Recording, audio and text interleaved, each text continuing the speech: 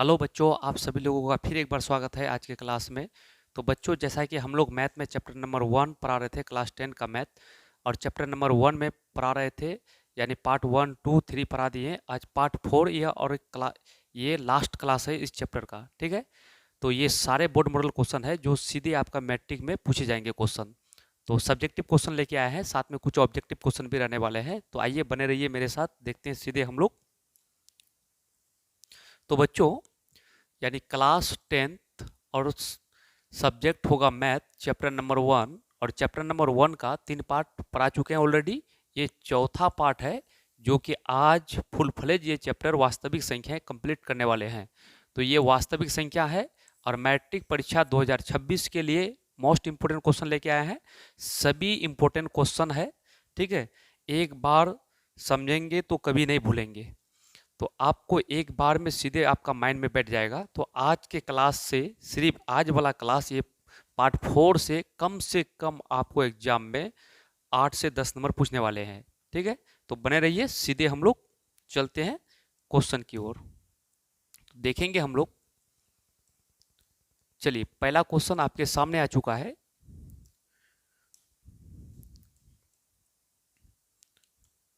पहला क्वेश्चन क्या कहता है? कहता है यूक्लिड विभाजन एल्गोरिथम का प्रयोग कर 135 और 225 का एचसीएफ ज्ञात करें, यानी कि मोसो निकाले। क्या निकालना है? मोसो निकाले। तो सबसे पहले हम इसको मोसो निकालेंगे, तो यहाँ पर सॉल्व करेंगे, ठीक है। यानी कौन विधि से? यूक्लिड विभाजन एल्गोरिथम विधि से। तो ये क्या होता है विधि में कि भाज्य बराबर, यानी भाज्य बराबर ए का मतलब हो जाएगा भाज्य, ठीक है। यानी भाज्य को सूचित करेंगे ए से।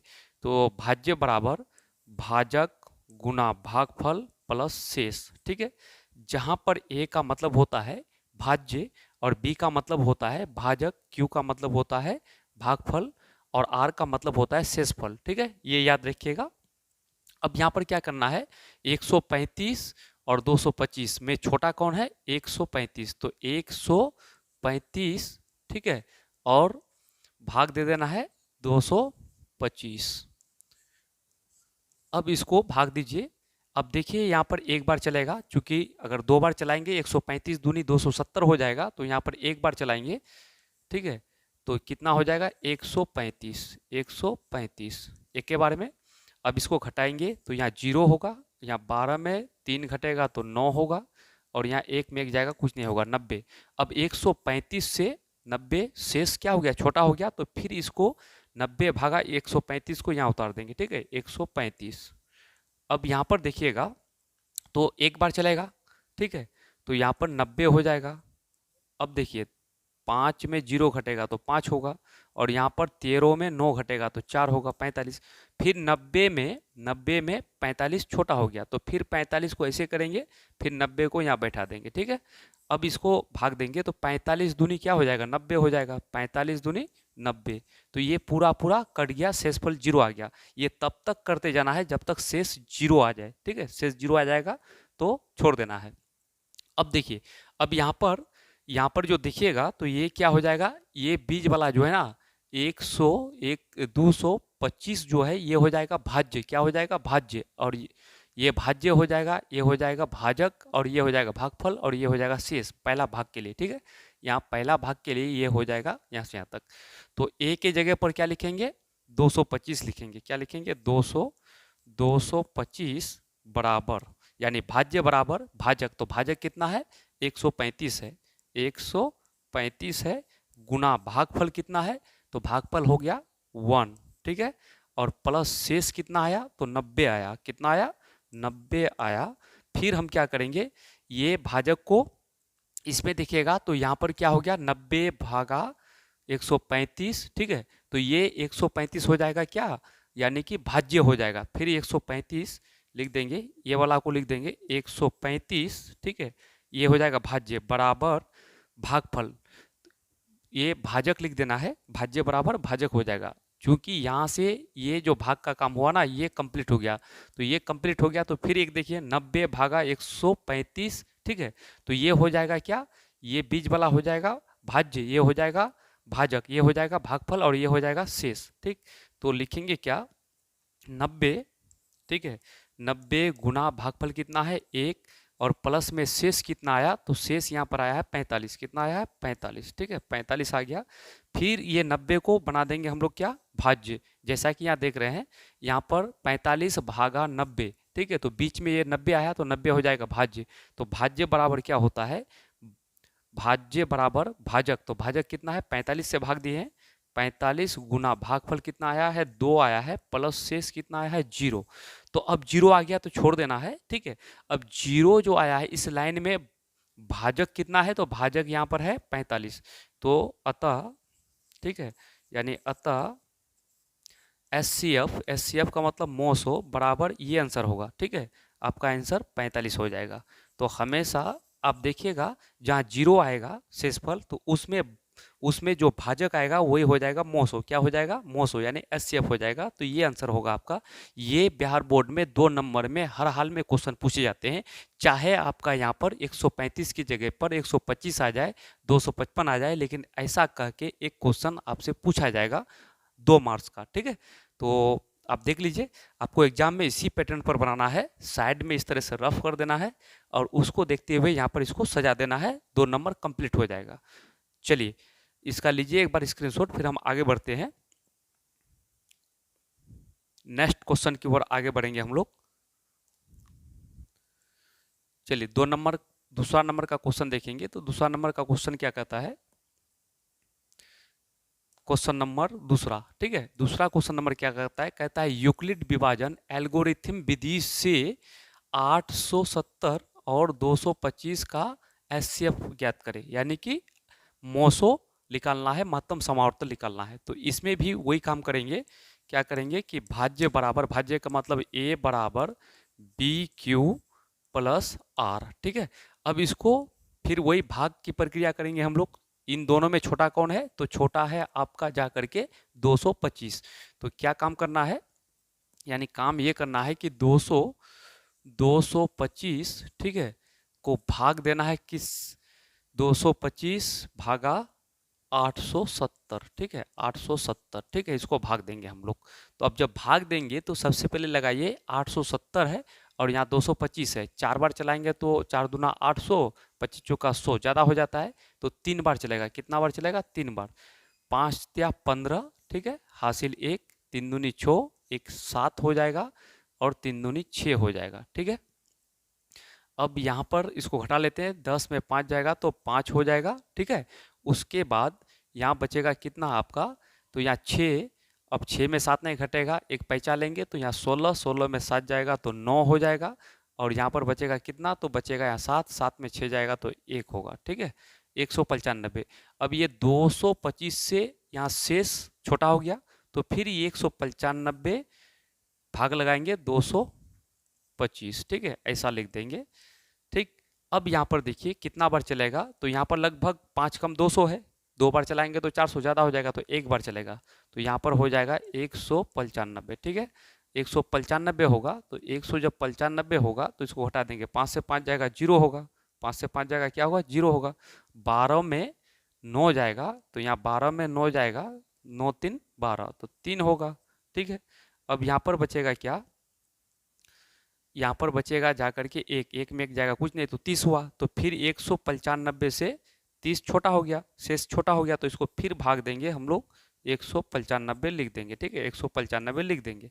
तो अब देखेंगे कितना बार में 195 होगा, 30 5 6 150, ठीक है, और 30 180, 30 6 का 6 बार में हो जाएगा, तो यहाँ पर एक 0 हो जाएगा, छोत्या 18 हो जाएगा, ठीक है, 180 घटाएंगे तो यहाँ पर हो जाएगा 5, और यहाँ 9 में 8 जाएगा तो होगा 1 15। फिर इस 15 को भागा, क्योंकि 30 से ये छोटा हो गया ना, 30 से शेषफल छोटा हो गया, तो फिर इसको ऐसे भाग दे देंगे, ठीक है, तो 2 बार में चल जाएगा। तो यहाँ 15 दूनी 30, तो ये पूरा कट गया, 0 आ गया, 0 आ गया तो छो गया, 0 आने पर हो गया काम कंप्लीट। यहाँ किससे विभाजित हुआ लास्ट में, 15 से, तो ये 15 क्या आ जाएगा, एचसीएफ आ जाएगा। अब इसको यहाँ सजा देंगे, ठीक है। तो सबसे पहले ये जो बीज वाला है ना, ये हो जाएगा आपका क्या, भाज्य। तो भाज्य, ए को भाज्य बोलेंगे तो यहाँ पर हो जाएगा 870, कितना हो जाएगा 870, ठीक है। भाज्य बराबर भाजक, तो भाजक कितना हो गया यहाँ पर 225, ठीक है। ध्यान से देखिएगा, 225 गुना भागफल, तो भागफल कितना है यहाँ पर 3 है, तो 3 और प्लस शेष, तो शेष कितना आया है 195, कितना आया है 195 आ गया है, ठीक है 195। फिर ये जो भाजक है ये हो जाएगा भाज्य, यानी 225 बराबर, ये हो गया भाज्य बराबर भाजक, तो यहाँ पर देखिए, यहाँ पर देखिएगा तो ये हो जाएगा भाज्य, ठीक है क्या हो जाएगा भाज्य, और ये हो जाएगा भाजक, तो क्या हो जाएगा आपका 195 गुना भागफल, भागफल कितना है 1 है, और प्लस शेष कितना है, तो शेष यहाँ पर आया है आपका 30, कितना आया है 30 आया है, तो यहाँ 30 लिख देंगे, 30 लिख देंगे। अब यहाँ तक लिखने के बाद फिर इसमें देखिएगा तो यहाँ पर देखिएगा तो ये बीच वाला क्या आ जाएगा भाज्य आ जाएगा, क्या आ जाएगा भाज्य, तो 100 ये आ जाएगा आपका भाज्य 195 बराबर, अब 195 वाला में देखिए ये बीच में हो जाएगा भाज्य, ये हो जाएगा भाजक और ये हो जाएगा भागफल, तो भाजक कितना हो जाएगा, भाजक हो जाएगा आपका 30, कितना हो जाएगा 30, और गुना भागफल कितना है, तो भागफल है आपका 6 और प्लस शेष कितना आया है, तो शेष आया है यहाँ पर 15, कितना आया है 15 आया है, तो यहाँ पर 15 लिख दीजिएगा, ठीक है 15 लिख देना है। अब फिर ये 30 हो जाएगा क्या, 30 हो जाएगा भाज्य, अब 30 यहाँ देखिए ये 30 हो जाएगा भाज्य, भाज्य बराबर भाजक, तो भाजक कितना है 15 गुना भागफल कितना है 2 प्लस शेष कितना है 0 है, तो ये 0 आ गया ना, तो 0 वाला लाइन में देखना है ये वाला को, यानी कि भाजक को देखना है, तो यहाँ पर अतः, ठीक है अतः एच बराबर हो जाएगा 15, कितना हो जाएगा 15 आंसर हो जाएगा। तो मेरे ख्याल से ये भी समझ में आ गया, आपको इसी टाइप से बनाना है ताकि आपका नंबर कटे नहीं और पूरा 2 नंबर आपको फुल मिले, ठीक है। अब बिल्कुल प्रैक्टिस कीजिएगा, मैथ आपका क्या है रिवीजन, जितना बार रिवीजन कीजिएगा उतना माइंड में आपका बैठेगा, तो इस तरह से आप पहले रफली कर लीजिएगा साइड में और इस तरह से सेट कर दीजिएगा, आपका 2 नंबर फुल नंबर मिलने वाला है। और एक एक क्वेश्चन चुन के लाया हूँ बहुत रिसर्च करने के बाद, ठीक है, और सभी बोर्ड मॉडल क्वेश्चन है। चलिए एक बार इसका लीजिए स्क्रीनशॉट, फिर हम आगे बढ़ते हैं। चलिए नेक्स्ट क्वेश्चन क्या कहता है, चलिए आपके सामने आ चुका है क्वेश्चन। क्वेश्चन कहता है कि यूक्लिड विभाजन एल्गोरिथम का प्रयोग कर 272 और 1032 का महत्तम समावर्तक ज्ञात करें। अच्छा, महत्तम समावर्तक का मतलब होता है एचसीएफ, क्या होता है एचसीएफ, ठीक है। तो हाईएस्ट कॉमन फैक्टर इसको कहते हैं महत्तम समावर्तक, या मोसो भी शॉर्ट में कहते हैं। तो यहाँ पर देखिएगा, अब इसको भी वही काम करना है, ठीक है, तो इसको भी वही काम करना है। सॉल्यूशन लिख देते हैं, पहले इसका कर लेते हैं रफ, 272 और 1000 कितना है 1000, तो यहाँ कर देंगे 272 भागा 1032, ठीक है। अब इसको भाग देंगे हम, जब भाग देंगे तो यहाँ पर लगाइए अनुमानित एक कि यहाँ 200 कितना है यानी 72 है, कितना बार चलाएंगे कि आपका 1032 आ जाए। अगर इसको हम 300 एवरेज लेके चलते हैं माइंड में कि 300 के करीब है, तो 300 है 3 तिया 900, ठीक है 3 बार चलेगा 3 तिया 900, 4 बार चलाएंगे तो 4 तिया 12 ज़्यादा हो जाएगा, तो 3 बार चलेगा, कितना चलेगा 3 बार, 4 बार में ज़्यादा हो जाएगा, ठीक है 3 बार चलेगा, 3 बार चलेगा ये। अच्छा 4 बार अगर चलाएं तो 4 दूनी 8, ठीक है 7 चौका 28, फिर 8, 4 दूनी 8, 8 9 10, ज़्यादा हो जाएगा 3 बार चलेगा, ठीक है। तो 3 दूनी 6 हो जाएगा, 7 तिया 21 हो जाएगा, ठीक है, और 3 दूनी 6 और 2 8 हो जाएगा, ठीक, तो ये हो जाएगा। अब यहाँ देखिए इसको घटाएंगे, 12 में 6 जाएगा तो 6 हो जाएगा। अब यहाँ पर क्या बचेगा, 2 में 1 जाएगा तो 1 हो जाएगा, ठीक है, यानी 2 में 1 जाएगा तो 1 हो जाएगा, और यहाँ 10 में 8 जाएगा तो 2 हो जाएगा। अब देखिए यहाँ 272 है और यहाँ 216 है, तो यानी इससे शेष जो है छोटा हो गया, छोटा हो गया तो इसको फिर भाग देंगे ऐसे, फिर 272 लिख देंगे, ठीक है। इसका मतलब हुआ कि अब ऊपर वाला भागा से कोई मतलब नहीं है, अब यहाँ पर सीधा भागा पड़िएगा कि 216 भागा 272, ठीक है। अब इसको जब देखेंगे हम तो यहाँ पर क्या काम करना है, 216 272 एक बार चलेगा तो 200 क्या हो जाएगा 16 हो जाएगा, ठीक है। अब यहाँ 12 में 6 जाएगा तो 6 हो जाएगा, और यहाँ पर रहेगा 6, और 6 में 1 घटेगा तो हो जाएगा 5। कितना हो जाएगा 5, और 2 में 2 जाएगा कुछ नहीं। फिर 216 से 56 छोटा हो गया शेष, तो फिर इसको भाग देंगे। ठीक है, 216 लिख देंगे। ठीक है, अब कितना बार चलाएंगे, मान के चलते हैं कि 50 है, 5 बार चलाएंगे तो 250 होगा, ज़्यादा हो जाता है। ठीक है, तो हमको चलाना है कितना, 5 बार चलाएंगे तो 6 5 30 का 0, 5 5 25, 2 27। ठीक है, तो ज़्यादा हो जाता है, 4 बार चलाएंगे। कितना बार, 4 बार। अगर 4 बार चलाते हैं, 6 का 24 का 4 हो जाएगा, 4 5 20, 2 22, यानी कि हम इसको 56 को 56 56 को 4 बार चलाएंगे तो कितना हो जाएगा, 6 का 24 का 4 हासिल 2, 4 5 20 और 2 22, 224। यहाँ 216 है, इसका मतलब 3 बार चलेगा। कितना बार चलेगा, 3 बार चलेगा। तो छोत्या 18, ठीक है, छेत्या 18 हासिल 1, 5 तिया 15, 1 16। ठीक है, 15 1 16, 16 का 6 हासिल 1, 168 हो जाएगा। ठीक है, यानी कि छोत्या 18 का 8 हासिल 1, 5 तिया 15, 1 16 का 6, 168। अब यहाँ पर 16 में 8 जाएगा तो 8 हो जाएगा। ठीक है, और यहाँ पर बचेगा कितना, यहाँ पर 0 बचेगा, 1 पहचानेंगे 10, 10 में 6 जाएगा तो 4, 48 हो जाएगा। अब 56 से 48 छोटा हो गया तो इसको फिर भाग देंगे, तो यहाँ पर क्या हो जाएगा, 56। क्या हो जाएगा, 56 हो जाएगा, आपका 56 हो जाएगा। ठीक है, अच्छा, यहाँ पर छोत्या 18 का 8, ठीक है, हासिल 1, 5 तिया 15, 1 16। ठीक, यानी 16 में 8 जाएगा तो 8 बचेगा। यहाँ पर बचेगा कितना, 0, 1 पहचान लेंगे 10, 10 में 6 जाएगा 4, सही है। 56 यहाँ उतार देंगे, तो यहाँ पर अब एक के बार चलेगा, कितना हो जाएगा, 48 हो जाएगा। ठीक है, 48 हो जाएगा। अब इसको हम क्या करेंगे, यानी 16 में 8 जाएगा तो 8 हो जाएगा। ठीक, यहाँ पर कुछ नहीं, 8, तो यहाँ पर इसको फिर 8 48 चला देंगे, तो 8 6 का 48, 8 6 के 48, तो पूरा पूरा कट गया, यहाँ 0 आ गया आपका। ठीक है, तो लास्ट में किससे कटा, 8 से करा, यानी 8 से पूरा विभाजित हो गया तो 8 हो जाएगा HCF। ठीक है, अब उसी को हम यहाँ लिख देंगे, क्या लिख देंगे कि सबसे पहले A बराबर ये हो जाएगा, ये जो है बीज वाला, ये जो देख रहे हैं आप, ये एक बार ये हो जाएगा आपका बीज वाला, हो जाएगा क्या, ये हो जाएगा भाज्य। ठीक है, फिर एक बार ये हो जाएगा भाज्य। ठीक है, एक बार ये बीज वाला हो जाएगा क्या, भाज्य हो जाएगा। ठीक है, फिर एक बार ये बीज वाला क्या हो जाएगा, भाज्य हो जाएगा आपका। ठीक है, फिर एक बार ये 48 वाला क्या हो जाएगा, भाज्य हो जाएगा। ठीक, और इधर वाला जो होगा तो ये हो जाएगा आपका क्या, ये हो जाएगा भाजक। एक बार यहाँ हो जाएगा आपका, ये शेष हो जाएगा, फिर भाजक हो जाएगा। ठीक, तो देखिए ध्यान से, अब यहाँ पर ए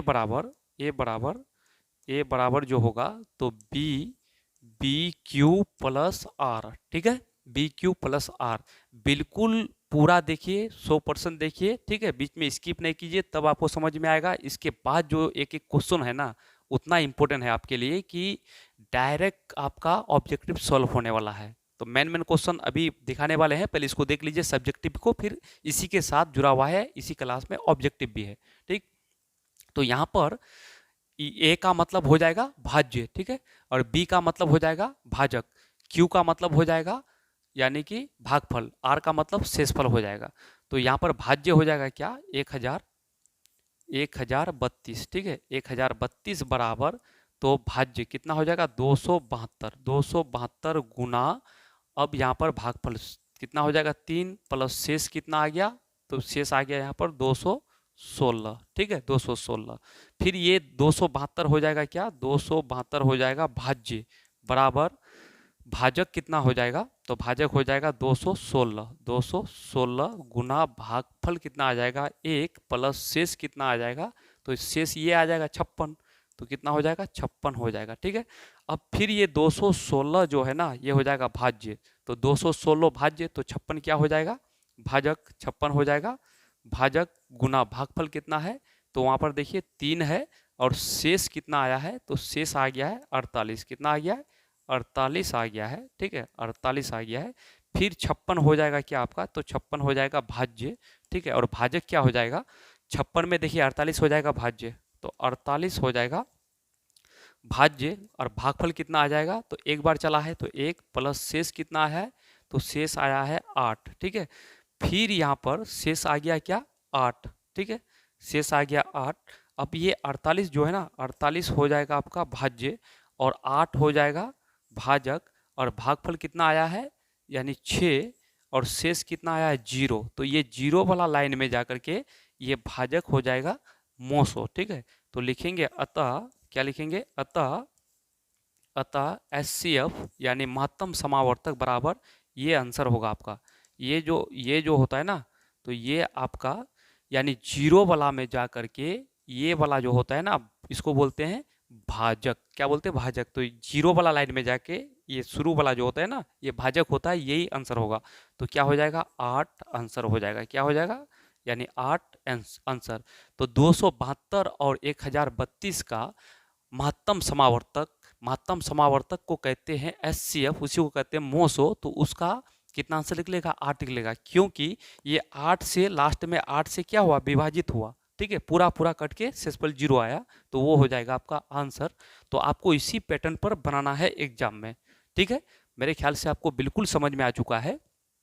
अब जो देखेंगे हम लोग नेक्स्ट क्वेश्चन, एक बार लेना चाहते हैं तो इसका लीजिए आप स्क्रीनशॉट, ठीक है। चलिए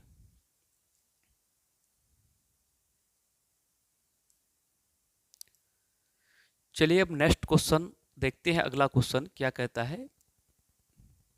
चलिए आपके सामने क्वेश्चन आ चुका है। अब आपके सामने क्वेश्चन, अच्छा इसको देख लें। अब एक ऑब्जेक्टिव क्वेश्चन आ चुका है, बिल्कुल आप बने रहिए। एक बार जब क्लास में आते हैं तो पूरा को देखिए, तब आपको अच्छा से समझ में आएगा, ठीक है। क्योंकि कोई कोई क्वेश्चन हार्ड होता है, कोई कोई बहुत इजी होता है। जब हार्ड होता है तो उसका पूरा कंसेप्ट को आप जब तक नहीं देखिएगा तो आपको वो चीज़ समझने आने वाला है नहीं। कंसेप्ट जानने के बाद वो चीज़ बिल्कुल ईजी हो जाएगा। तो अब देखिए यहाँ देखेंगे हम लोग, यहाँ पर सवाल क्या कहता है। सवाल कहता है कि यूक्लिड विभाजन एल्गोरिथम दो धनात्मक पूर्णांकों के निम्न में से किसे परिकलित करने का तकनीक है। कहने का मतलब ये कहता है कि अभी जो हम लोग पढ़े ना यूक्लिड विभाजन एल्गोरिथम, हम लोग पढ़े यूक्लिड विभाजन एल्गोरिथम। तो यूक्लिड विभाजन एल्गोरिथम एक विधि है, एक क्या है विधि है। उस विधि से दो धनात्मक, ठीक है, दो धनात्मक पूर्णांक का मतलब यानी कि संख्या, वो संख्या प्लस वाला संख्या का हम लोग क्या निकालते थे, तो मोसो निकालते थे यानी एचसीएफ निकालते थे। हमेशा यूक्लिड विभाजन एल्गोरिथम विधि से हम लोग क्या निकालते हैं, मोसो निकालते हैं। यानी निम्न में से किसे परिकलित का मतलब ज्ञात करने का तकनीक है, यानी कि तरीका है। तो हमेशा मोसो निकालने का तरीका है यूक्लिड विभाजन विधि से यानी हम लोग यूक्लिड ठीक है, यूक्लिड विभाजन विधि से हम लोग हमेशा क्या निकालते हैं, एचसीएफ निकालते हैं। क्या निकालते हैं, एचसीएफ, यानी दो संख्या का क्या निकालते हैं, एचसीएफ निकालते हैं। तो एचसीएफ का मतलब होता है मोसो। तो ऑप्शन नंबर ए इसका बिल्कुल सही जवाब है, यानी ऑप्शन नंबर ए इसका बिल्कुल सही जवाब है। ऐसा कह के ऑब्जेक्टिव में आता है, जब भी कहेगा यूक्लिड विभाजन विधि से दो धनात्मक पूर्णांक के निम्न में से किसे परिकलित करने की तकनीक है यानी तरीका है, तो मोसो। तो जिस ऑप्शन में एचसीएफ या मोसो रहेगा वो सही हो जाएगा, बाकी ऑप्शन गलत हो जाएगा। चलिए आगे बढ़ते हैं हम। अगला क्वेश्चन क्या है, चलिए ये भी आपके सामने एक ऑब्जेक्टिव आ चुका है, तो इसको भी हम लोग देख लेते हैं। यहाँ पर सवाल कहता है कि यदि ठीक है, यदि 130 बराबर 15 गुना 8 प्लस 10, ठीक है, 130 को तोड़ा है तो 15 8 120 प्लस 10 तो हो जाएगा 130। 130 का तोड़े हैं तो ये आ गया, ठीक है। उसके बाद यानी ये भाज्य हो गया, ये भाजक हो गया, ये हो गया भागफल, ये हो गया शेष। और 15 को तोड़ा है तो 5 तिया 15, इधर 15 है उधर भी 15, 0 शेष आ जाएगा। तो हमको यहाँ पर हो तो मोसो यानी मोसो 130 और 15 का मोसो क्या होगा, एचसीएफ क्या होगा। कहने का मतलब कि 130 और 15 का एचसीएफ क्या होगा, ये कहता है, ठीक है।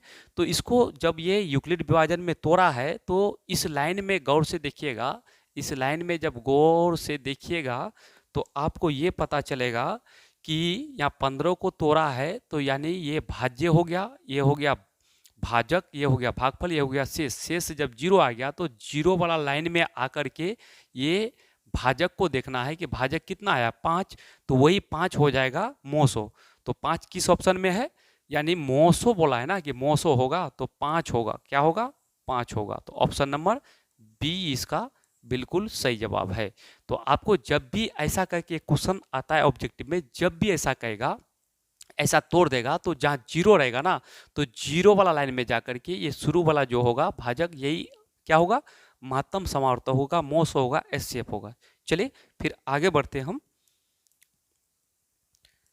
चलिए अगला क्वेश्चन क्या कहता है, चलिए इसको गौर से देखिएगा। यहाँ पर क्वेश्चन कहता है क्या, क्वेश्चन कहता है कि दो पात्रों में, ठीक है, दो पात्रों में यानी 504 लीटर और 735 लीटर दूध है, पात्र की महत्तम धारिता क्या होगी जो पात्रों के दूध को पूर्ण रूप से माप सके। तो ऐसा क्वेश्चन के लिए जब भी कहेगा तो आपको क्या निकालना है, मोसो, और मोसो ही आंसर होगा। तो यहाँ पर दो डिजिट है 504 और 735, ये दोनों का निकाल लेंगे मोसो, ठीक है। तो निकाल लेंगे क्या, मोसो निकाल लेंगे। तो यहाँ मोसो निकाल लेंगे तो सबसे पहले कितना है यहाँ पर 504 और भागा कर देंगे क्या 735, ठीक है 735। अब देखिए एक बार चलेगा तो यहाँ पर क्या हो जाएगा 504 हो जाएगा, ठीक है। अब यहाँ पर घटाएंगे, एक होगा, यहाँ पर 3 होगा, यहाँ पर 2 होगा, इससे छोटा हो गया, शेष छोटा हो गया, फिर भाग देंगे तो यहाँ पर 504 हो जाएगा, ठीक है। अब इसको भाग देंगे हम, 504 हो गया ये, ठीक।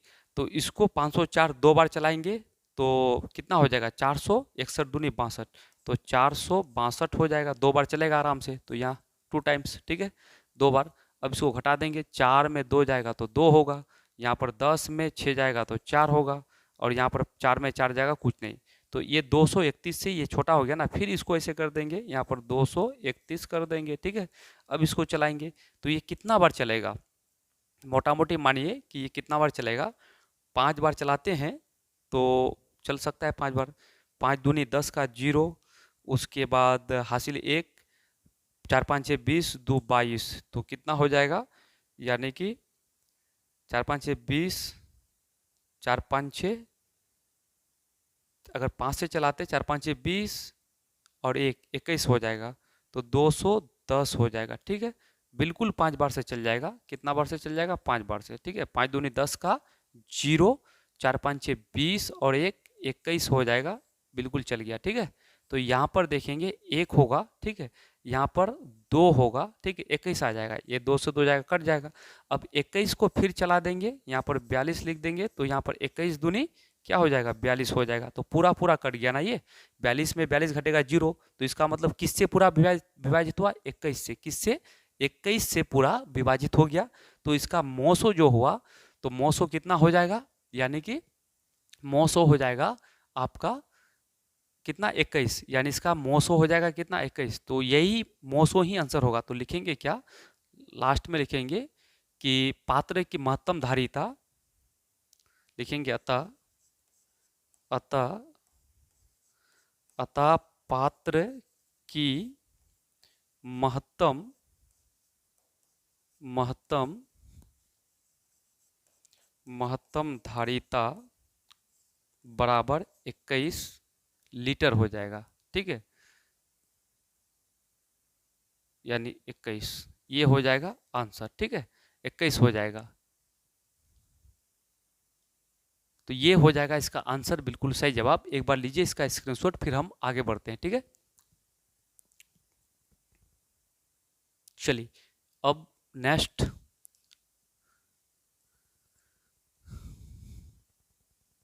देखिए, अब यहाँ पर क्या कहता है, यहाँ पर कहता है एक एक क्वेश्चन इंपॉर्टेंट है। अगर आपको जो बच्चा चैप्टर 1 का वास्तविक संख्या में दिक्कत है तो पहला पार्ट 1 देखिए, प्ले लिस्ट में दिया हुआ है, पार्ट 1 देखिएगा, फिर 2 देखिएगा, फिर 3 देखिएगा, 4, यानी 4 पार्ट में एक चैप्टर को कंप्लीट किए हैं, और इस चैप्टर से एक भी क्वेश्चन बाहर नहीं पूछेंगे, ठीक है। तो चलिए यहाँ देखते हैं हम लोग, यहाँ क्या कहता है कि अभाज्य गुणनखंड विधि से 26 और 91 का एचसीएफ और एलसीएम ज्ञात करें। तो इसका नेम क्या कहता है, देखिए अभाज्य गुणनखंड विधि से। जब भी अभाज्य गुणनखंड विधि कहेगा ना, तो उससे मोसो भी निकाला जाता है, लोसो भी निकाला जाता है, यानी एचसीएफ भी निकाला जाता है और एलसीएम भी निकाला जाता है। कौन विधि से, अभाज्य गुणनखंड विधि से। और यहाँ पर क्या है, दो संख्या है, एक 26 है, दूसरा क्या है 91 है। तो इसको पहले तोड़ देते हैं हम, ठीक है। यानी यहाँ पर तोड़ेंगे तो कितना है, 26 है ना, तो 26 को तोड़ देते हैं। तो 26 को चलाते हैं 2 बार से, 13 दूनी 26, और चलने वाला नहीं है। फिर ये क्या है 91, तो 91 भी चला देते हैं, ठीक है। 91 यानी कि 13 7 91, ठीक है, 13 7 91, और ये भी चलने वाला नहीं है, ठीक है, और नहीं टूटेगा। तो यहाँ पर लिख दीजिएगा, क्या लिखिएगा कि 26, ठीक है, 26 का कितना फैक्टर आया, 2 गुना 13 आया, और 91 का कितना आया, तो 91 का आया यानी 7 गुना 13, 7 गुना 13। तो हमको निकालने क्या बोला है, एचसीएफ। तो यहाँ पर लिखेंगे एचसीएफ बराबर, तो एचसीएफ का मतलब है कि जो दोनों में कॉमन हो। देखिए दोनों में क्या क्या मिल रहा है, तो दोनों में आपका मिल रहा है, ध्यान से देखिएगा, देखिए इसमें 13 है, इसमें 13 है, तो 13 इसमें भी है, इसमें भी है, दोनों में 13 13 है, तो 13 आ जाएगा एचसीएफ, ठीक है। क्या आ जाएगा, एचसीएफ, 13 आ जाएगा एचसीएफ। तो एक आंसर तो ये हो गया एचसीएफ, ठीक है। अब हमको फिर क्या बोल रहा है, और एलसीएम, ठीक है, और एलसीएम। तो एलसीएम जो निकालेंगे ना, तो एलसीएम का मतलब हुआ कि एलसीएम में, अब यहाँ पर देखिए 13 13 तो ले लिए, तो एक 13 को छोड़ देना है, 2 को लेना है, 13 को लेना है, 7 को लेना है, एक 13 को छोड़ देना है, ठीक है। तो 2 गुना 13 गुना 7, ठीक है। तो यहाँ पर क्या हो जाएगा, आपका हो जाएगा 13 दूनी 26, ठीक है, और गुना 7। तो यहाँ पर 7 6 के 42 का 2 हासिल 4, 7 दूनी 14 और 4 18, ठीक है, 182 हो जाएगा आंसर। एलसीएम ये हो जाएगा, ठीक है। ये एचसीएफ हो गया, वो एलसीएम हो गया। चलिए इसका लीजिए एक बार स्क्रीनशॉट, फिर हम आगे बढ़ते हैं।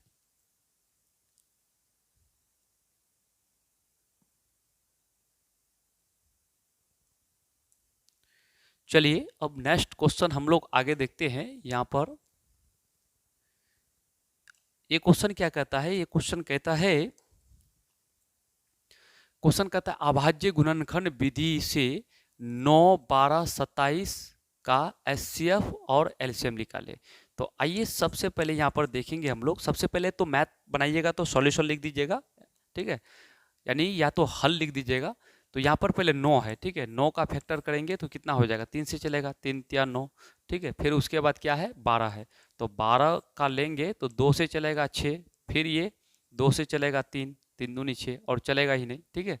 फिर यहाँ पर क्या है, आपका है 27, तो 27 का अगर तोड़ते हैं हम लोग, 3 से चलेगा 9 त्या 27, फिर 3 से चलेगा 3 त्या 9, और ये चलने वाला है नहीं।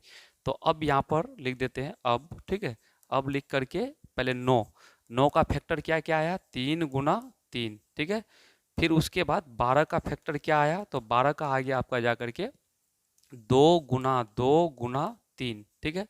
फिर 27 का फैक्टर देख लेते हैं, तो 27 का फैक्टर आ गया आपका क्या, 3 गुना 3 गुना 3, ठीक है, इतना आ गया। तो अब क्या काम करना है, हमको पहले लेना है एचसीएफ। क्या लेना है, एचसीएफ। तो एचसीएफ बराबर, देखो ये तीनों का फैक्टर में क्या कॉमन है, क्या तीनों में है, तो देखते हैं।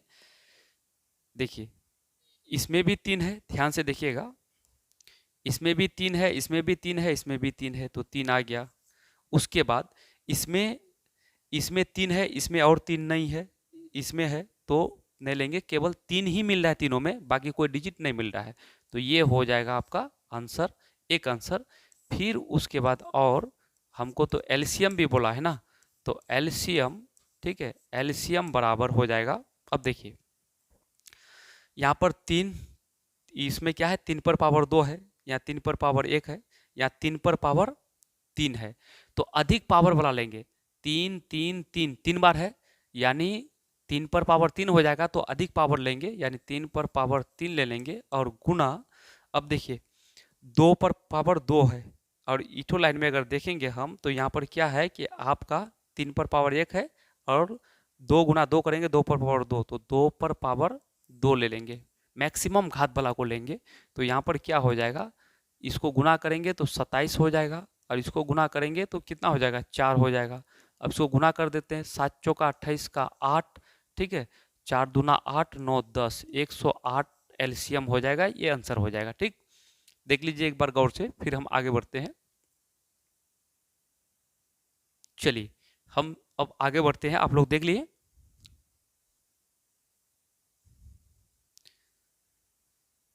चलिए आगे क्वेश्चन क्या कहता है, यानी आपका एग्जाम में अभाज्य गुणनखंड विधि से भी क्वेश्चन आते हैं, तो ये भी चीज याद रखिएगा। अब कहता है अभाज्य गुणनखंड, ठीक है, अभाज्य गुणनखंड विधि द्वारा 24 36 का एचसीएफ और एलसीएम। तो देखिए यहाँ पर क्या है कि 24 क्या है, 24, ठीक है, 24, तो 24 का भी फैक्टर कर देते हैं, तो यहाँ पर 2 से चलाएंगे तो 12 हो जाएगा, ठीक है। अब फिर यहाँ 2 से चलाएंगे तो 6 हो जाएगा, फिर यहाँ 2 से चलाएंगे 3 हो जाएगा। अब वहाँ पर 36 है ना, तो 36 का भी फैक्टर कर लेते हैं, इसको भी तोड़ लेते हैं, तो यहाँ 2 से चलाएंगे तो 18 हो जाएगा, फिर इसको 2 से चलाएंगे तो कितना हो जाएगा, 9, फिर इसको 3 से चलाएंगे तो 3 हो जाएगा, ठीक है। अब इसको करना क्या है, यानी लिख देना है अब लिखने के बाद यहाँ पर 24, तो 24 लिखने के बाद इसका फैक्टर लिख दीजिए, यानी 2 गुना 2 गुना 2, 3 बार है, और गुना 3, ठीक है। फिर उसके बाद क्या है आपका है 36, तो 36 लिखने के बाद 2 गुना 2, ठीक है, 2 गुना 2, 2 गुना 2, फिर 2 2 बार है, उसके बाद 3 गुना 3, ठीक है, 3 गुना 3। तो अब देखिए इन दोनों में हम क्या निकालेंगे, पहले तो निकालेंगे एचसीएफ, क्या निकालेंगे, एचसीएफ। तो एचसीएफ बराबर, अब देखिए क्या क्या चीज मिल रहा है, देखिए मिल रहा है आपका क्या क्या, तो मिल रहा है यहाँ पर आपका, देखिए 2 2 मिल गया, तो 1 2 लेंगे, ठीक है, फिर गुना, फिर देखिए 2 2 मिल रहा है, तो फिर दूसरा 2 लेंगे, ठीक, फिर उसके बाद देखिए 2, अब क्या क्या मिल रहा है, 3 3 मिल रहा है, ठीक है, दोनों में 3 है, तो 3 ले लेंगे। तो यहाँ पर एचसीएफ बराबर कितना हो जाएगा, तो एचसीएफ बराबर दी दूनी 4 4 तिया 12 हो जाएगा। एक आंसर तो ये हो गया। फिर एलसीएम निकालेंगे, क्या निकालेंगे, एलसीएम। तो एलसीएम में क्या लेना है, देखिए इसमें भी 2 है, इसमें भी 2 है, लेकिन अधिक बार किस में 2 है, 2 यहाँ पर 1 बार 2 बार 3 बार है, ठीक है, और यहाँ पर 2 2 बार है, तो बड़ा घात वाला को लेंगे, यानी 2 पर पावर 3, फिर गुना, देखिए इसमें भी 3 है, इसमें भी 3 है, इसमें 3 1 बार है, इसमें 3 2 बार है, तो 3 पर पावर 2 ले लेंगे, बड़ा वाला को, एलसीएम में बड़ा वाला घात को लेते हैं, ठीक है। तो यहाँ पर 2 गुना 2 गुना 2 3 बार करेंगे तो 8 होगा, फिर गुना 3 करेंगे तो 9 होगा, 9 अट्ठे 72 हो जाएगा। तो एलसीएम एलसीएम बराबर 72, एचसीएफ बराबर 12 होगा, ठीक है। मेरे ख्याल से ये समझ में आ चुका है, लीजिए इसका स्क्रीनशॉट, फिर हम आगे बढ़ते हैं।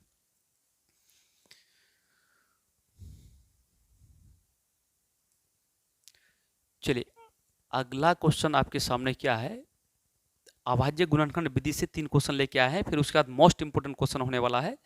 चलिए यहाँ पर देखेंगे हम लोग, तो यहाँ पर क्या कहता है, यहाँ पर कहता है, यहाँ पर कहता है अभाज्य गुणनखंड विधि से, ठीक है, 12 15 21 का एचसीएफ एलसीएम निकाले। तो आप इसका देखिए यहाँ 12 है ना, तो 12 को डायरेक्ट के तोड़ देते हैं, क्या होगा, 2 गुना 2 गुना 3, दी दूनी 4 4 तिया 12 हो जाएगा। फिर 15 है ना, तो 15 को भी तोड़ देते हैं, 15 किस में टूटेगा, 3 गुना 5 5 तिया 15 हो जाएगा, ठीक है। अब क्या है 21 है, तो 21 को तोड़ देते हैं, ठीक है, या तो आप ऐसे लंबा करके भी बना सकते हैं, डायरेक्ट भी बना सकते हैं। 21, तो 21 का क्या होगा, 3 गुना 7 हो जाएगा, 3 गुना 7, तो अतः, ठीक है, अतः एचसीएफ एचसीएफ एचसीएफ यानी मोसो एचसीएफ बराबर, देखिए क्या क्या मिल रहा है तीनों में, तो तीनों में आपका मिल रहा है क्या, तीनों में मिल रहा है आपका, देखिएगा, तो यहाँ पर मिल रहा है 3 3 3, तीनों में 3 3 मिल रहा है, बाकी इसमें 2 है, इसमें 2 नहीं है, इसमें 2 नहीं है, इसमें 7 है तो इसमें 7 नहीं है, इसमें 7 नहीं है, ठीक है। लेकिन तीनों में क्या क्या मिल रहा है, इसमें भी 3 मिल रहा है, इसमें भी 3 मिल रहा है, इसमें भी 3 मिल रहा है, तो एक 3 आ जाएगा, ठीक है, ये हो गया आपका आंसर, ठीक। अब उसके बाद फिर और, ठीक है, और हमको क्या बोला है, अब बोला है हमको एलसीएम, ठीक है, तो एलसीएम, ठीक है, एलसीएम। तो एलसीएम में देखिएगा, तो यहाँ देखिए सबसे पहला बात 3 तो ले लिए, एक 3 को छोड़ देना है, ठीक है। उसके बाद यहाँ 3 पर पावर 1 है, यहाँ पर क्या है आपका 2 पर पावर 2 गो 2 है, तो 2 पर पावर 2, तो 2 पर पावर 2 ले लेंगे, फिर गुना यहाँ पर क्या है 5 है, तो 5 को ले लेंगे, ठीक है, 5 को ले लेंगे, फिर 7 को ले लेंगे, किसको ले लेंगे 7 को ले लेंगे, ठीक। तो अब यहाँ पर क्या आ जाएगा, यानी ये 4 गुना 7 पंचे 35, ठीक है। तो यहाँ पर देखिएगा, तो यहाँ पर आ जाएगा क्या आपका, यहाँ पर आ जाएगा आपका जा करके गुना करेंगे 4 5 20 का जीरो, 4 5 20 का जीरो, और 4 5 20 का जीरो हासिल 2, 4 3 12 13 14, तो ये हो जाएगा आपका,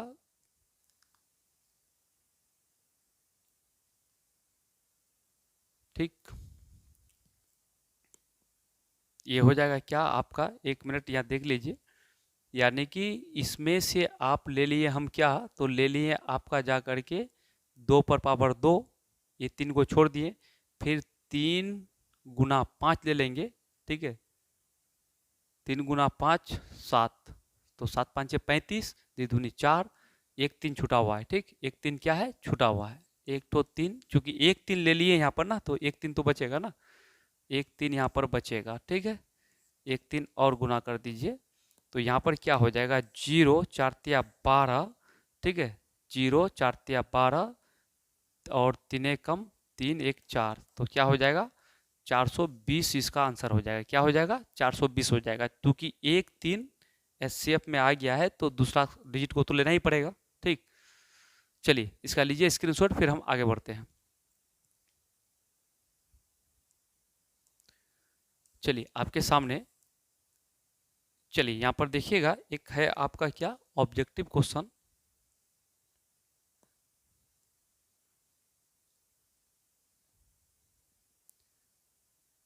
एक मिनट,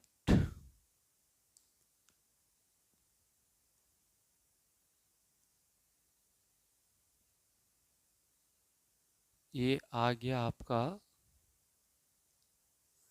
ये तो हो चुका था ना,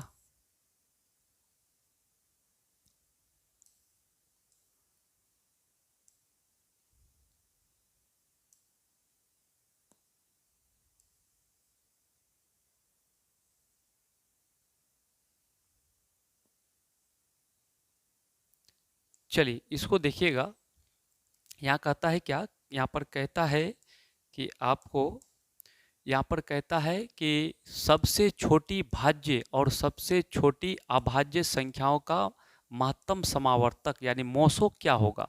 तो हमको पता है कि सबसे छोटी भाज्य संख्या 4 होता है और सबसे छोटी अभाज्य संख्या 2 होता है।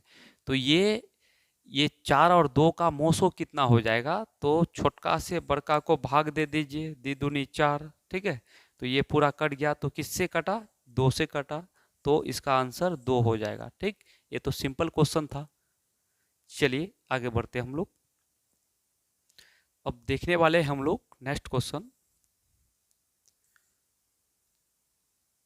चलिए यहाँ देखते हैं हम लोग, तो यहाँ कहता है किसी धनात्मक पूर्णांक ए, किसी धनात्मक पूर्णांक, यहाँ पर ए लिखा हुआ है, ठीक है, यहाँ पर क्या लिखा हुआ है ए, किसी धनात्मक पूर्णांक ए तथा बी के लिए ए कोमा बी का मोसो गुना ए कोमा बी का लोसो निम्न में से कौन है। तो कहने का मतलब कोई भी दो धनात्मक संख्या होगा, प्लस वाला संख्या होगा, तो उसका मोसो, ठीक है, मोसो और लोसो यानी एच सी एफ इंटू कहता है कि ए और बी दो संख्या है, दोनों का मोसो फिर गुना लोसो, तो निम्न में से किसके बराबर होगा, तो H C F into LCM बराबर होता है एक संख्या, तो पहला संख्या क्या है ए, तो ए गुना बी के बराबर हो जाएगा, क्या हो जाएगा ए गुना बी के बराबर हो जाएगा, दोनों संख्याओं के गुणनफल के बराबर हो जाएगा, ठीक है। तो यहाँ पर ऑप्शन नंबर आपका क्या हो जाएगा सी, ए पहली संख्या गुना दूसरी संख्या, क्योंकि पहली संख्या ए है दूसरी संख्या बी है, ठीक है, तो ये ऑप्शन नंबर सी इसका बिल्कुल सही जवाब हो जाएगा। चलिए अब हम लोग नेक्स्ट क्वेश्चन देखेंगे, बिल्कुल आपको रिलैक्स होकर पढ़ाया जाता है ताकि आप अच्छा से समझ लीजिए, ठीक है। स्पीड में पढ़ाएंगे आपको बिल्कुल समझ में नहीं आने वाला है। तो यहाँ देखेंगे हम लोग,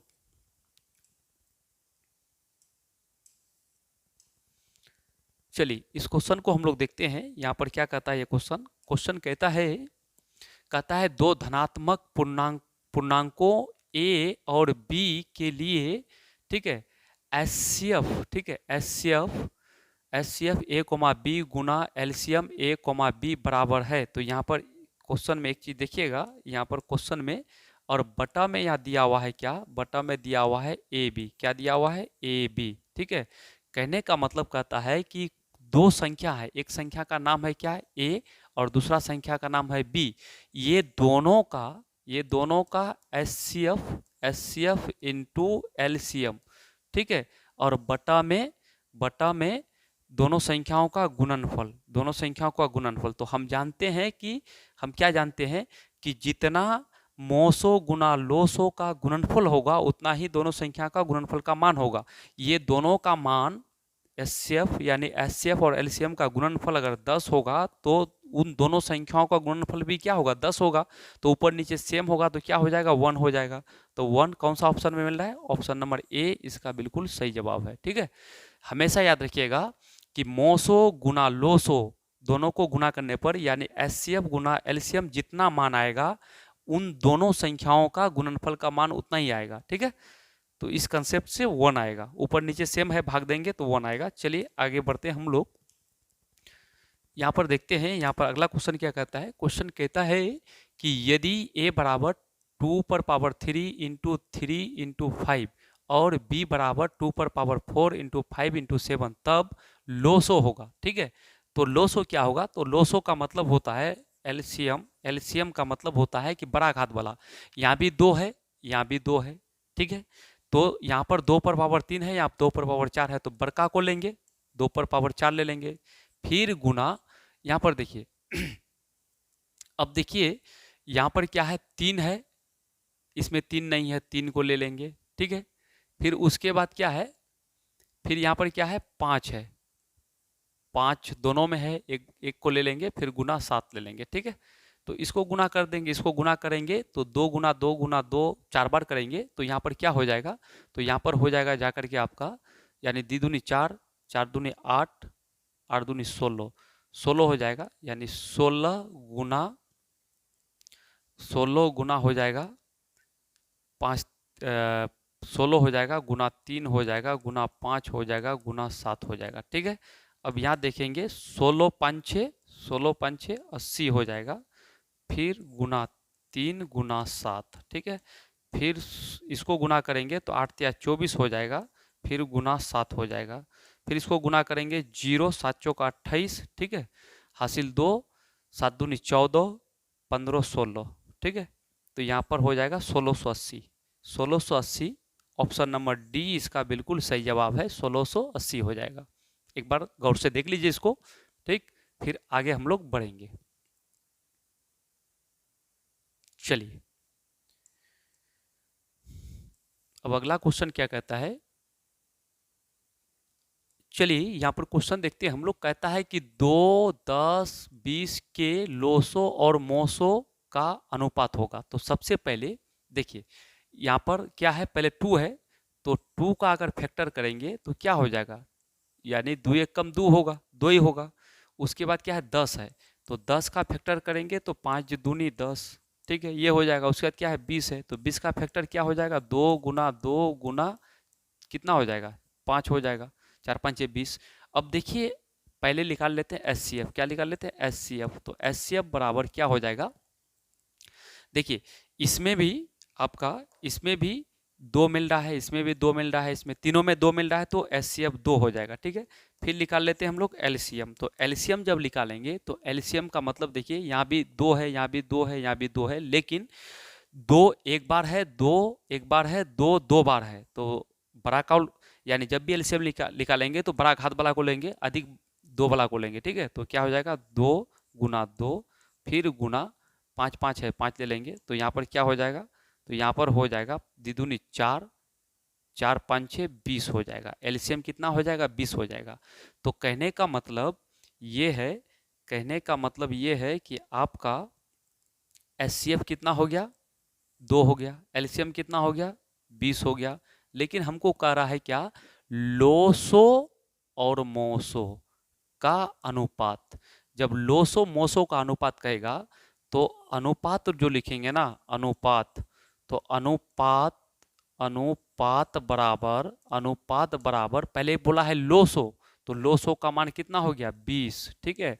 और मोसो का मान 2, 2 1 कम 2, 2 5 यानी 10 दूनी 20, ठीक है 10। तो कितना आ जाएगा? 10/1। इसको अनुपात में लिखेंगे तो पहले ऊपर वाला को लिखेंगे 10/1। ये हो जाएगा आपका सही आंसर। क्या हो जाएगा? सही आंसर क्या हो जाएगा? 10/1। देखिए कौन सा ऑप्शन में मिल रहा है? 10/1। तो 10/1 ऑप्शन नंबर आपका मिल रहा है बी। तो बी नंबर इसका सही है। चलिए लीजिए इसका स्क्रीनशॉट, फिर हम आगे बढ़ते हैं। चलिए अगला क्वेश्चन क्या कहता है? ये भी मोस्ट इंपोर्टेंट क्वेश्चन है, इसको भी आपको देखना जरूरी है। तो यहाँ पर क्वेश्चन क्या कहता है? क्वेश्चन कहता है कि यदि 65 तथा 117 का मोसो 65m-17 के रूप का है तो यम का मान क्या होगा? यहाँ पर देखिएगा, यहाँ पर ध्यान दीजिएगा, यहाँ पर जो लिखा है ना ये, तो यम का मान क्या होगा? ठीक है, यम का मान यहाँ पर बोला गया है। यम का मान क्या बोला गया है? यम का मान, ठीक है।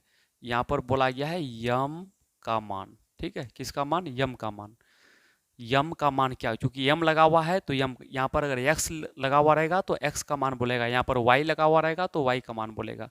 तो सबसे पहले देखिए 65 और 117 ये दो संख्या है और ये दोनों संख्या का मोसो इस रूप में है, ठीक है, इस रूप में है। तो हम रियल वाला पहले ये दोनों का मोसो निकालते हैं। तो 65 और 117 का पहले मोसो निकाल लेते हैं, ठीक है। तो यहाँ पर एक बार में चलेगा, ठीक है, 65।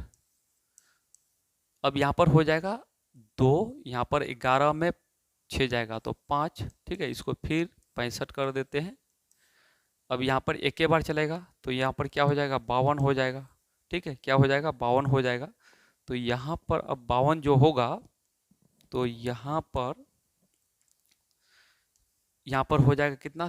3 और यहाँ पर 1। अब इसको फिर ऐसे कर देंगे तो ये कितना? 13 चौका 52, ठीक है। ये पूरा पूरा विभाजित हो गया, 52 में 52 घटेगा, कुछ नहीं बचेगा। तो किससे? 13 से, यानी कि एचसीएफ कितना निकल गया? 13 निकल गया।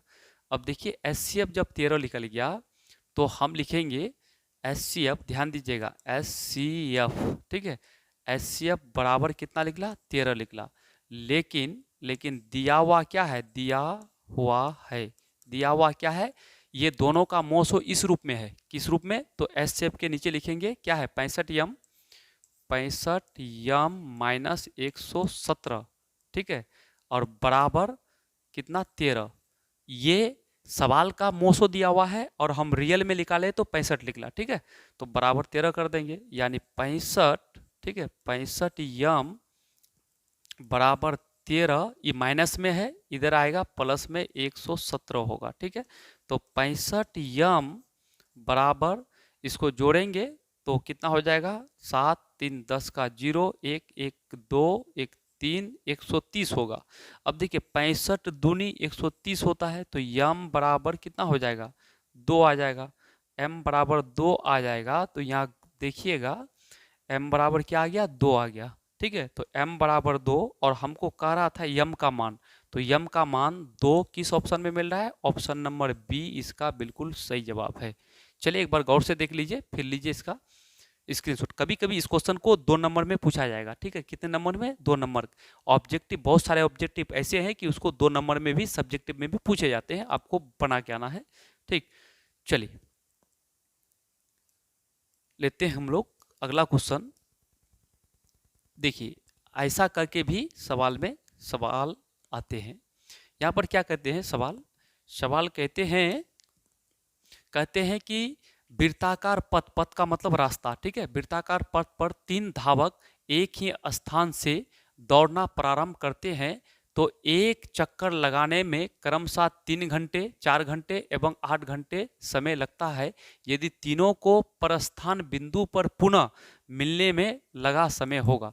ऐसा सवाल जब भी पूछेगा ना, जब भी पूछेगा, या तो घंटी पूछ दे या तो घंटा में ये 3 पूछ दे, मतलब तो ऐसे सवाल का निकालते एलसीएम। क्या निकालते एलसीएम? तो यहाँ पर क्या है आपका 3, 4, 8 का क्या निकालना है? एलसीएम निकालना है। तो यहाँ पर 3, ठीक है, 3, 4, 8 का एलसीएम निकालना है। तो एलसीएम जो निकालिएगा तो कम से कम 2 अंक कटना चाहिए। तो यहाँ 2 से चला देते, ई कटेगा नहीं, रहने दो, ई कट जाएगा 2 बार में, ई कटेगा 4 बार में, फिर यहाँ 2 से चलाएंगे तो ये 3 कटेगा नहीं, ये कट जाएगा 1 बार में, द्विगुणी 4। अब इसका एलसीएम जो निकालेंगे हम लोग, तो एलसीएम क्या हो जाएगा? 2 गुना 2, ठीक है, 2 गुना 2 गुना फिर 3 गुना 2, 3 गुना 2, अब गुना कर दीजिए, द्विगुणी 4, द्विगुणी 4, 4 तिया 12, 12 दूनी 24 हो जाएगा। तो 24 घंटे किस ऑप्शन में मिल रहा है?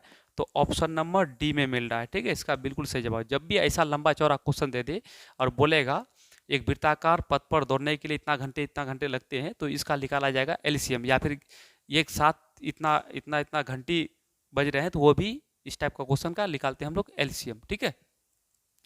चलिए आगे बढ़ते हैं हम लोग। अब देखिए एक सवाल मोस्ट इंपोर्टेंट क्वेश्चन है, यहाँ पर ध्यान दीजिएगा आप लोग, ठीक है, यहाँ पर ध्यान देना ये है आपको। चलिए यहाँ पर कहता है, ये एक क्वेश्चन रहेगा केवल इससे आपको सिद्ध करने वाला, ठीक है, तो इसको गौर में देखिएगा, गौर से। कहता है सिद्ध करें कि, क्या कहता है? सिद्ध करें कि √2 एक अपरिमेय संख्या है। हम जानते हैं कि √2 एक अपरिमेय संख्या है, लेकिन सिद्ध करना है। तो जब भी ऐसा क्वेश्चन करके पूछेगा ना, तो आपको बिल्कुल, चूंकि 2 नंबर में पूछेगा, 3 नंबर वाला पूछेगा नहीं, तो ज़्यादा लंबा प्रोसेस में जाना नहीं है। तो यहाँ पर लिख देना है क्या, जब भी ऐसा कहेगा तो लिख देना है माना, ठीक है, माना √2 एक, या परिमेय है, अपरिमेय है तो परिमेय मान लेना है, ठीक है, उल्टा मान लेना है, एक परिमेय संख्या है। क्या है? परिमेय, परिमेय संख्या है, परिमेय संख्या है, ठीक है, ये मान लेना है। तो जब परिमेय संख्या होगा तो √2 बराबर क्या होगा? P/Q, चूंकि कोई भी परिमेय संख्या भिन्न के रूप में होता है, जहां जहां P तथा Q पूर्णांक है। क्या है? पूर्णांक है, धन पूर्णांक है, पूर्णांक है, ठीक है, लिख देना है। अब आगे क्या करना है कि √2 पर भी स्क्वायर करना है, इधर भी स्क्वायर करना है, उधर भी स्क्वायर करना है। तो √2 का स्क्वायर बराबर P²/Q², ठीक है, इसका मतलब हुआ दोनों तरफ स्क्वायर करना है। लिख देना है कि दोनों ओर वर्ग करने पर, क्या करने पर? वर्ग करने पर, दोनों ओर वर्ग करने पर, ठीक है, दोनों तरफ वर्ग करने पर, इधर भी वर्ग कर दिए, उधर भी वर्ग कर दिए। तो यहाँ पर √2 का स्क्वायर तो क्या होगा? 2 होगा, और बराबर यहाँ पर क्या हो जाएगा? P²/Q²। अच्छा, इसको ऐसा लिख सकते हैं 2Q, यहाँ डबल Q है ना, एक Q को यहाँ कर देंगे और बराबर P²/Q कर देंगे, ठीक है।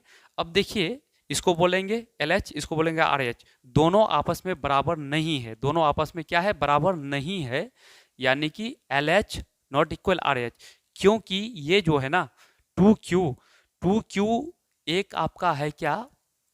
2Q एक है आपका पूर्णांक और ये है भिन्न, इधर वाला क्या है? भिन्न।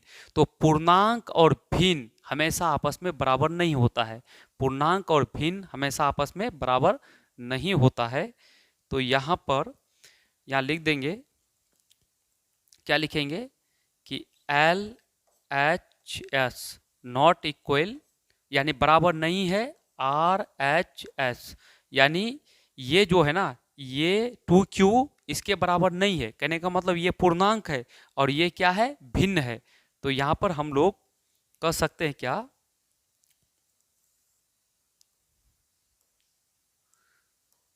देखिए यहाँ पर क्या कर सकते हैं, यहाँ पर देखिए, यानी 2q एक पूर्णांक है। क्या है? पूर्णांक है, पूर्णांक है, पूर्णांक है। और पी स्क्वायर बटा क्यू एक भिन्न है। क्या है? एक भिन्न है, एक भिन्न है। तो हमेशा पूर्णांक और भिन्न आपस में बराबर नहीं होता है, याद रखिएगा। पूर्णांक और भिन्न आपस में बराबर नहीं होता है। ये पूर्णांक है और ये भिन्न है। पूर्णांक भिन्न आपस में बराबर नहीं होता है। तो जब बराबर नहीं होगा तो हम कह सकते हैं कि हम जो माने ना, तो हमारा मानना क्या हो गया? गलत हो गया। जबकि √2 एक ओ परिमेय है। यहां तक लिखिए, एक लाइन लास्ट में लिख देंगे हम। यहां तक पहले लीजिए इसका स्क्रीनशॉट, फिर हम आगे लिख देते हैं। चलिए, अब स्क्रीनशॉट ले लिए तो आगे क्या लिखना है? तो आगे लिखना है आपको, आगे लिखना है, आगे लिखना है, ये भी लिख सकते हैं, दर्शा सकते हैं कि पूर्णांक, पूर्णांक नॉट इक्वल, या फिर LH वही कर दिए तो लिखने की जरूरत नहीं, यानी पूर्णांक नॉट इक्वल भिन्न। पूर्णांक हमेशा भिन्न के बराबर नहीं होता है। पूर्णांक भिन्न के बराबर नहीं होता है। या तो ऐसा लिख दीजिए, या फिर LH नॉट इक्वल RH। तो हम LH नॉट इक्वल RH पहले लिख दिए थे। तो लास्ट में हमको क्या लिखना है? लास्ट में लिखना है हमको ये बात कि हमारा हमारा मानना मानना गलत गलत है कि √2 एक परिमेय संख्या है। एक परिमेय संख्या है जो एक विरोध है, जो एक विरोध या विपरीत है, विरोध है। अतः आपको एक दो लाइन ये सब लिखना है, भाषा सब, ठीक है। एक दो लाइन केवल लिखना है सब मैथ के लिए, ठीक है। अतः √2 एक अपरिमेय संख्या है। क्या है? अपरिमेय संख्या है, अपरिमेय संख्या है। हो गया सिद्ध, ठीक है। इतना लिख दीजिएगा। अब दो लाइन यहाँ लिख दीजिए, ठीक है, काम कंप्लीट। अब कहने का मतलब इस मैथ में जहां पर √2 दिए ना, भाषा सब कुछ सेम रहेगा, कोई चेंज नहीं होगा। तो √2 के जगह पर, √2 के जगह पर जहां पर √2 दिए तो उसके जगह पर हो सकता है √3, √5, ठीक है, √7। तो कोई भी देगा तो आपका आसानी के साथ बन जाएगा। इसी नेम से पूरा सब क्या हो जाएगा? बन जाएगा। अब प्रैक्टिस कीजिएगा, जहां पर √2 दिए उसके जगह पर रख दीजिएगा क्या? √3, √5, √7, ठीक है। चलिए हम आगे बढ़ते हैं। अगला टाइप क्या कहता है? अगला सिद्ध करने वाला टाइप का क्वेश्चन क्या है? ध्यान से देखिएगा। देखिए अगला क्वेश्चन कहता है सिद्ध करें कि इतना एक अपरिमेय संख्या। तो इसमें भी वही मानेंगे हम। क्या मानेंगे? कि माना 3 + √5 एक परिमेय मान लेंगे। यहाँ अपरिमेय है तो परिमेय मान लेंगे। परिमेय संख्या है, परिमेय संख्या है। जब परिमेय संख्या होगा तो ये संख्या P/Q के रूप में होगा, बराबर P/Q, ठीक है। जहां P तथा Q पूर्णांक है। क्या है? पूर्णांक है, पूर्णांक है। अब इसको आगे बढ़ाते हैं, ठीक है। देखिए अब यहां पर 3 + √5 बराबर क्या हो जाएगा? P/Q, P/Q। अब देखिए यहाँ पर √5 बराबर P/Q। अब देखो √5 बराबर, अच्छा ये 3 प्लस में इधर जाएगा, माइनस में 3 आ जाएगा। तो यहाँ पर √5 बराबर इसका एलसीएम क्या होगा, क्यू होगा। अब यहाँ पर क्यू होगा तो ये एलसीएम में क्यू आ गया, तो यहाँ पर पी होगा माइनस में 3 क्यू होगा, माइनस में 3 क्यू। अब देखिए गौर से, यहाँ पर एल एच के तरफ ये क्या है, √5 क्या है, ओ परी में, और ये क्या है, परी में। तो एक परी में एक ओ परी में कभी भी परी में संख्या नहीं होगा, क्या होगा, ओ परी में। आपस में बराबर नहीं हो सकता, ये है ओ परी में, ये है क्या है, परी में। तो ओ परी में क्या होगा, ओ परी में। तो यहाँ पर हम कह सकते हैं, ठीक है, यहाँ पर कह सकते हैं हम क्या कह सकते हैं कि L H S not equal R H S, यानी आपस में बराबर नहीं है।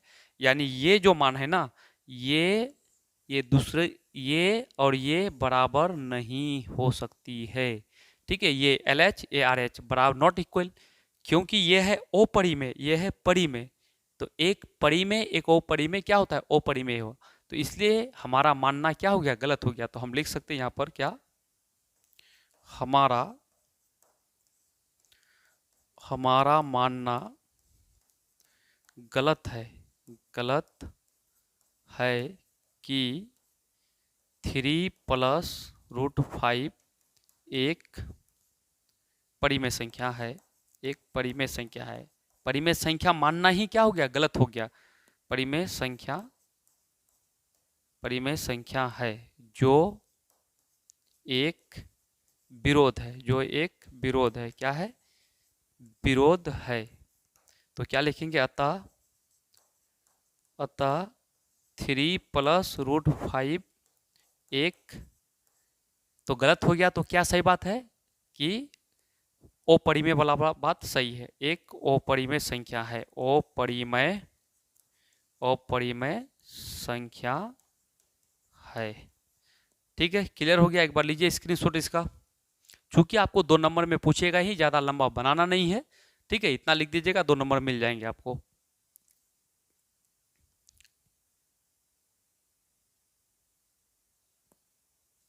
चलिए अब हम लोग नेक्स्ट देखेंगे। तो अगला जो क्वेश्चन है, देखिए ये भी उसी टाइप से बना दीजिएगा। ठीक है, ये भी भाषा सब कुछ सेम रहेगा, केवल कैलकुलेशन में क्या है 3+, ठीक है, सिर्फ हल्को कर लेते हैं, बाकी भाषा सेम रहेगा। 3 + 2√5, ठीक है, तो बराबर P/Q, शॉर्ट हम बता देते हैं।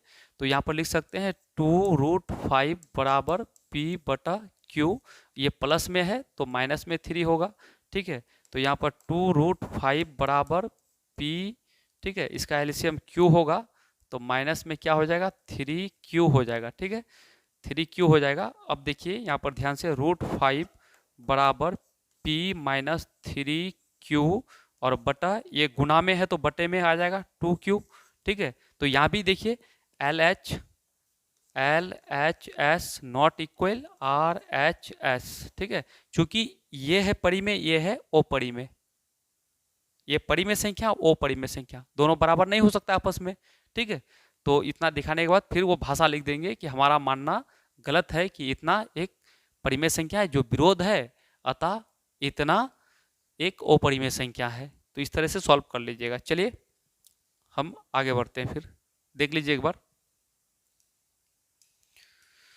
चलिए अगला क्वेश्चन क्या कहता है, आइए यहाँ पर समझना है, यहाँ से भी आपके एग्जाम में क्वेश्चन पूछे जाएंगे। ठीक है, तो यहाँ पर क्या कहता है, यहाँ पर कहता है एक कंसेप्ट है। ठीक है, कहता है यदि, ठीक है, कहता है कि यदि यम एक धनात्मक पूर्णांक है, यम क्या है, धनात्मक पूर्णांक है। पूर्णांक का मतलब संख्या, पूर्णांक में यानी प्लस वाला भी संख्या होता है, माइनस वाला भी संख्या होता है, लेकिन यहाँ पर प्लस वाला संख्या पूर्णांक है, तो सम पूर्णांक का रूप। तो आपको याद रखना है, क्या याद रखना है, सम पूर्णांक। तो यहाँ पर 2m रहेगा तो संपूर्णांक होगा, 2m + 2 रहेगा तो संपूर्णांक होगा, 2m + 4 रहेगा संपूर्णांक, 2m + 6 रहेगा संपूर्णांक, 2m + 8 रहेगा संपूर्णांक, या फिर 4m + 2 रहेगा, ये भी क्या होगा, संपूर्णांक, या फिर केवल यानी 8m रहेगा तो ये भी संपूर्णांक, या फिर 8m + 10 रहेगा, ये भी संपूर्णांक, या फिर 12m प्लस 4 रहेगा, ये भी समपूर्णांक। देखिए सम है तो समपूर्णांक हो जाएगा, ठीक है, क्या हो जाएगा, समपूर्णांक हो जाएगा ये सब। तो ये सब समपूर्णांक का रूप है। अब यहाँ पर सवाल ये उठता है कि आपको अगला क्वेश्चन कैसे पूछेगा। तो 6m प्लस 2 रहेगा, तो ये भी क्या हो जाएगा, समपूर्णांक। यहाँ पर 6 दे देगा तब भी समपूर्णांक, ठीक है। चलिए आगे इसका सवाल देखते हैं हम लोग। सवाल क्या कहता है इस टाइप का। अच्छा, सवाल से पहले सम देखिए तो विषम भी देख लेते हैं। देखिए यदि यहाँ पर क्या कहता है, यहाँ पर कहता है कि यानी यदि यदि धनात्मक पूर्णांक यम हो तो विषम पूर्णांक का रूप। तो विषम में क्या हो जाएगा, देखिए यम रहेगा केवल तो वो विषम होगा। 4m प्लस 1, लास्ट में 1 है ना तो ये भी विषम है, लास्ट में 3 है तो ये भी विषम है, यहाँ पर 5 है तो विषम है, यहाँ पर 7 है तो विषम है, ठीक है। चलिए इसका सवाल को देखेंगे हम लोग, सवाल कैसे पूछे जाएंगे। अब सवाल को देखते हैं हम लोग। चलिए सवाल को देखने का प्रयास करते हैं। सवाल कैसे पूछेगा, सवाल ऐसे पूछेगा, किसी पूर्णांक यम के लिए सम संख्या का रूप। या तो यहाँ पर संख्या लिखे या फिर पूर्णांक लिखे, तो हमको क्या लेना है, सम। क्या लेना है, सम। तो सम वाला में देखिएगा आप, तो यहाँ पर सम वाला में देखिए यम, यम क्या होता है, प्राकृतिक संख्या होता है। तो यहाँ पर 1 प्लस 2 कर देंगे, प्राकृतिक संख्या 1 2 3, तो 1 प्लस 2 तो बराबर 3, तो ये सम होगा नहीं। देखिए यहाँ पर तो विषम लगा हुआ है, ये भी नहीं होगा, ये भी नहीं होगा। यहाँ पर 2m, ये सम है, क्या है, सम है। जैसा कि 2m, तो यम का मान अगर 1 रख देंगे तब भी 2 होगा, तो ये सम हो जाएगा ना, और ये है नहीं, ठीक है, ये भी गलत है आपका। तो ऑप्शन नंबर सी इसका सही जवाब है। चलिए आगे देखते हैं हम लोग। अगला क्वेश्चन क्या कहता है, आ चुका है आपके सामने क्वेश्चन, ठीक, देखिएगा। ये क्वेश्चन कहता है यदि Q, अच्छा m के जगह पर Q भी दे सकता है, m के जगह पर क्या दे सकता है, Q भी दे सकता है, तो आप m के जगह पर Q लिख सकता है। तो यदि Q एक धनात्मक पूर्णांक है तो धनात्मक सम पूर्णांक, ठीक है, सम को लेना है। तो देखिए यहाँ पर 1 आ गया तो ये विषम है, यहाँ पर 4 आ गया तो ये सम है, ये सही है आपका क्या, और यहाँ 3 आ गया विषम, 7 आ गया विषम। तो ऑप्शन नंबर बी इसका क्या है, सही जवाब है। ऑप्शन नंबर बी इसका क्या है, सही जवाब है। चलिए फिर हम आगे बढ़ते हैं। अब यहां पर देखिएगा, चलिए यहाँ पर क्या कहता है, यहाँ पर क्वेश्चन कहता है कि यदि यम एक धनात्मक पूर्णांक है तो धनात्मक विषम पूर्णांक। अब विषम पूर्णांक का रूप, ठीक है, यहाँ पर 2 है तो ये सम है, 4 है तो सम है, 6 है तो सम है, तो यहाँ पर 1 है तो विषम है। ऑप्शन नंबर सी इसका बिल्कुल सही जवाब है, ठीक। तो ऐसे आप पहचान कर लीजिएगा, बहुत ईजी होता है, यहाँ से क्वेश्चन एग्जाम में पूछे जाते हैं, ठीक है। आपको जितने भी टाइप पे क्वेश्चन पूछे जाएंगे बिहार बोर्ड का, सभी टाइप हम पढ़ा देते हैं आपको, इसलिए थोड़ा सा समय लगता है, लंबा बन जाता है समझाने में, ठीक है। ये मैथ है, स्पीड में ज़्यादा चलेंगे तो आपको समझ में आने वाला है नहीं, ठीक, और ज़्यादा स्पीड बोलेंगे तब भी समझ में आने वाला नहीं है। तो यहाँ पर हम लोग देखेंगे क्या, अगला क्वेश्चन। चलिए आप लोग के सामने बस आज के लिए इतना ही।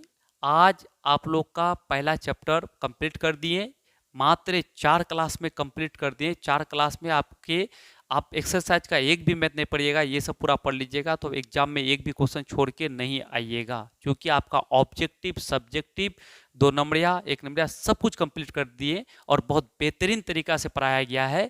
टोटल इसको 4 पार्ट में पढ़ाया गया। पहला पार्ट देख लीजिएगा, दूसरा पार्ट ये भी देख लीजिएगा, तीसरा पार्ट ये भी देख लीजिएगा, और ये आज का जो पार्ट है चौथा।